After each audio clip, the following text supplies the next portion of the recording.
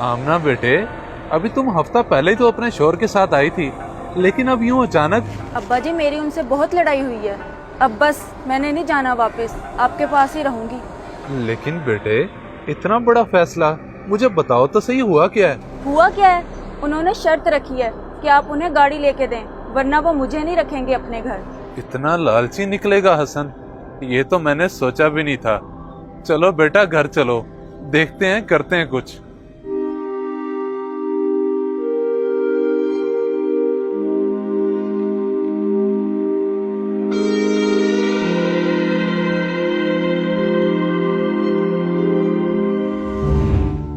बहू बहू, नाश्ता नहीं लगाया अभी तक, मैंने ऑफिस जाना है। अबू, आमना तो सुबह सुबह अपने माँ बाप के घर जा चुकी है। अपने माँ बाप के घर चली गई? लेकिन क्यों? क्या तुमने उसे कुछ कहा है? मैंने क्या कहना उसे, जब वो मेरी कोई बात मानती तो है नहीं। बड़ी अजीब बात है, शोहर की बात नहीं मानती।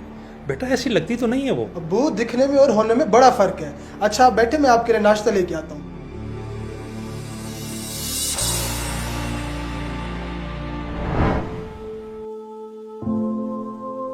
बेटा, मुझे बड़ा दुख हो रहा है कि कुछ माह पहले तुम्हारी शादी की है और आज तुम ऐसे घर वापस आ गई हो। अब्बू जी, आप ना फिक्र करें, मैं कोई जॉब कर लूंगी, आप पे बोझ नहीं आने दूंगी। नहीं नहीं बेटा, बोझ कैसा, बल्कि मैं तो सोच रहा हूँ कि हसन को गाड़ी ले दूं ताकि तुम अपने घर वापस चले जाओ। गाड़ी? पर कैसे?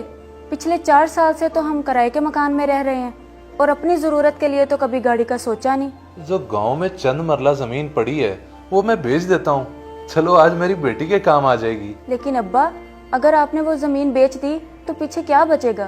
देखो बेटा, मेरे लिए सिर्फ तुम्हारी खुशी काफी है, मुझे और कुछ नहीं चाहिए।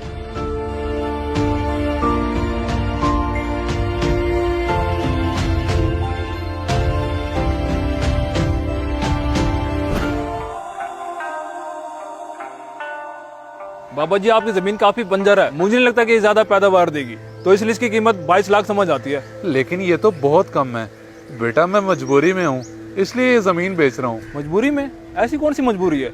मुझे बताओ, शायद मैं आपके काम आ जाऊँ। मुझे ये जमीन बेच के गाड़ी खरीदनी थी, लेकिन इस महंगाई के दौर में कहाँ 22 लाख की आती है। अरे बुजुर्गो, कैसी बातें करते हो? क्यों नहीं आती इतनी में गाड़ी?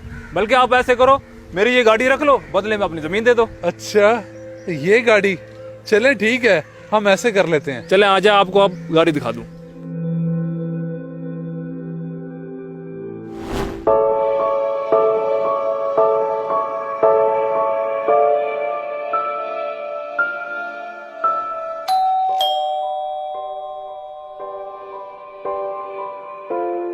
मजीद भाई, आप आए आए, अंदर आए ना। सईद साहब, मैं आज अंदर आने के लिए नहीं आया, बल्कि आपके बेटे की शर्त पूरी करने के लिए आया हूँ। शर्त पूरी करने आए हैं?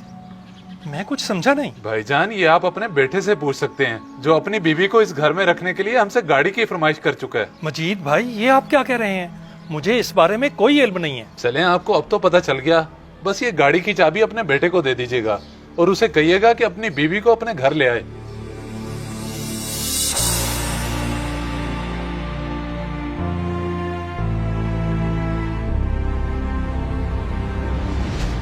अबू, कौन था बाहर जो आपसे इतनी ऊंची आवाज में बात कर रहा था? बेशरम आदमी, बाहर एक बेटी का बाप हाथ जोड़े खड़ा था, सिर्फ और सिर्फ तेरी लालच की वजह से। अबू, वो बात ऐसी नहीं है। मेरे बेटे, मुझे सब पता चल चुका है। ये हरकत करते हुए तुझे जरा ख्याल ना आया कि कोई ये शर्त तेरी बहन के साथ भी रख सकता है, कल को तेरी बेटी के साथ भी ऐसा हो सकता है। जी, आप सही कह रहे हैं, मुझे माफ कर दे, मैं गलती पर हूँ। तुम्हें माफ मैं तब करूंगा जब तुम बहू को लेकर घर आओगे और ये जो गाड़ी बाहर खड़ी है इसे उनके घर वापस छोड़ के आओगे, वरना तुम्हारी इस घर में कोई जगह नहीं।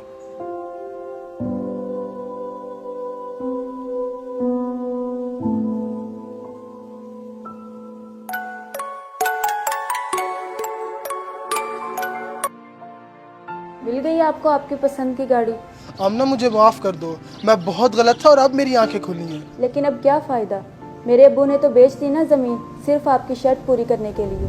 देखो, मैं उन्हें दोबारा दिलवा के दूंगा उनकी जमीन और उनसे माफी भी मांगूंगा, बस तुम मुझे माफ कर दो। अल्लाह का शुक्र है आपको अपनी गलती का एहसास हो गया और अब मैं आपको माफ करती हूँ। बहुत शुक्रिया आमना, मैं बस आ रहा हूँ तुम्हें लेने और ये गाड़ी वापस देने। जी ठीक है, आ जाएं आप।